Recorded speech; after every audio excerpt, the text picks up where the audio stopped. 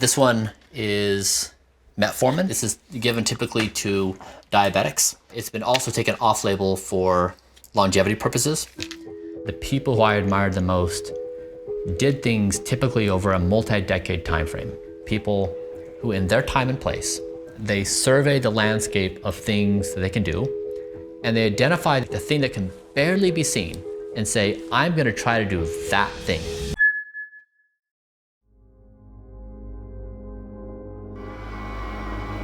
Yeah, good. Here comes the scary pictures. I started Braintree when I was 27 years old. I bootstrapped the company for the first 4 years. And we were profitable every month. And then I raised money and we sold it for 800 million. And then I made 300 million of that. At the age of 34, I thought it's time to try to do something meaningful on that kind of multi-decade timescale.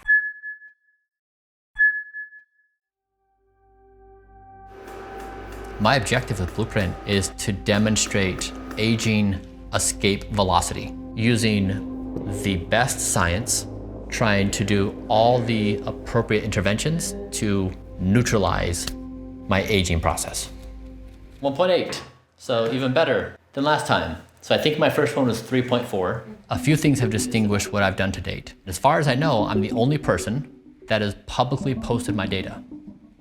So I'm not saying, here's my protocol and believe me. I'm saying, here's my protocol, here's all my data, and here's what I'm experimenting with next, and here's where I've made mistakes, and here's where I'm trying to fix it.